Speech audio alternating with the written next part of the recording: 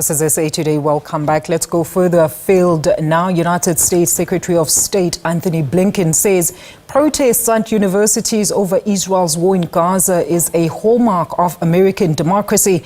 Blinken has, however, criticized what he called the silence about the Palestinian militant group Hamas. Police have clashed with students critical of the war and the Biden administration's support for Israel's war in Gaza, and nearly 550 arrests have been made since last week across major U.S. universities. SABC News correspondent Patterson joins us live now from New York with the very latest in these protests. Sally, a very good afternoon to you. Do tell us more about these protests. We're currently seeing images of professors being barred entry at their universities. What is actually at the core of all these sporadic demonstrations?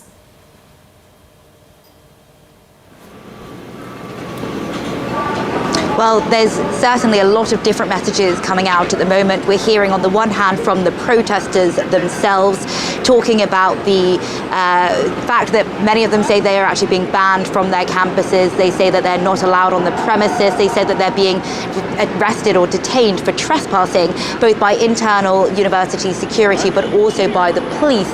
We've heard of some students across the country being released by the police, but given a court date in which day they will have to go in and attend that hearing because they have been formally arrested.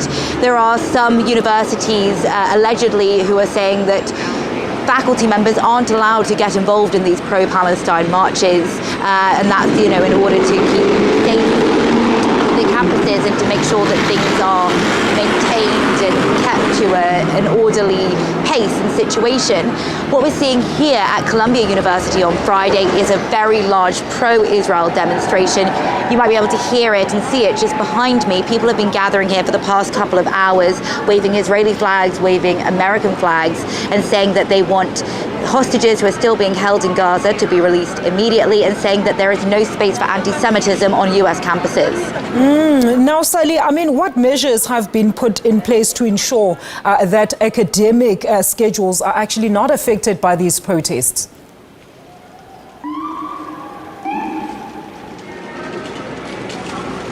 Well, here at Columbia, for example, we had an announcement several days ago now that some lectures were going to go online, and the university was going to be following a hybrid system in the coming weeks. It's not so long until the end of the semester, and the university basically said that until then they're going to ensure that not everyone needs to come on campus and people are able to continue to study at home. Also, I would say that only students and faculty members here at Columbia are allowed inside the premises for most of the day. Other protesters and the media are outside the campus walls until certain hours of the day, where we are able to go inside, speak to some of those who set up the encampment and have a look around ourselves. But universities are really trying to limit how many other people who aren't associated with the university are able to enter the premises. Usually Columbia is a public space in reality. People walk from one side to the other very freely, but now they're checking ID cards as people try and go in to try and make sure that there aren't people not associated with Columbia going inside. That's because in many of these protests and demonstrations that have been continuing to pop up across the United States, there have been many reports of people who aren't associated at all with the college getting involved, and sometimes they're the ones who the universities say are causing the most disturbances. We know that that's we know that they are there because when we were inside the college just the other day, we were speaking to people who were sort of representing the demonstrations, but they weren't actually members of the university community. That was one of the conditions that the college here at Columbia said was unacceptable. Well, they've been in ongoing negotiations with the demonstrators here, and what they said was anyone who's not associated with the uni has to leave. They can't be on the campus grounds. They also said that the encampment that's been set up, that has now been there for actually over a week, needs to be fire safe. It needs to be a safe place for students, staff to be. And so what we've seen over the past few days is some of those tents being taken down.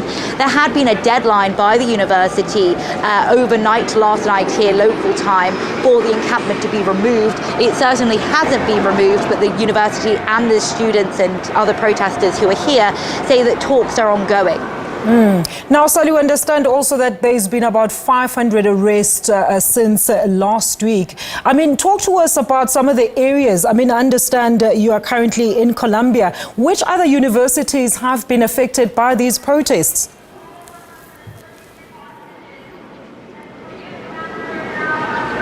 Well, here in New York City, we've got Columbia University, which was sort of the epicenter of these demonstrations. They started more than a week ago, and since then we've seen them spreading across the country. Downtown, from where we are here at NYU, there's also been major demonstrations. We were there earlier this week, where people had been forcibly cleared out by the police. That came after the university had told the protesters who had gathered outside the Stern Business School that they needed to leave because they were causing university. When those protesters refused, the university decided to call in the NYPD, that's the New York Police Department, and people were forcibly removed from the premises. The university then went about putting up barriers to ensure that they didn't have a repeat of that incident overnight. Now, we've seen situations literally across the whole of the country. In Austin, Texas, for example, we saw a major protest break out, and that was met with quite a heavy hand from law enforcement. There were very dramatic pictures coming out of police officers in riot gear turning up and arresting people, dragging them out and taking them down to police stations. We've seen similar scenes playing out in California, in Washington, D.C., many states being affected by these ongoing protests. What the demonstrators are calling for is twofold. Firstly, they're calling for a ceasefire now. Many of them want President Joe Biden to change his position when it comes to the war in Gaza. But others here are saying that they want their own universities to change their approaches to what's happening at colleges. They say that they want a boycott from Israel. They say that they want companies to not be associated with Israeli. They say they want the universities to not be associated with Israeli companies. What I will say is that many Jewish students here say they feel very unsafe with the situation at hand. Many of them say that what's happening on campuses here is anti-Semitic. They say language being used by demonstrators, for example, calling for an end to the state of Israel, calling for Tel Aviv to be bombed, calling for more attacks on Israeli people. They say that counts as anti-Semitic language, and they don't want those riots, those protests taking place on their own campuses. Sally, thank you so much for that update. Certainly, we'll keep watch on all those developments and more. That is Sally Patterson, SABC News correspondent in New York for us.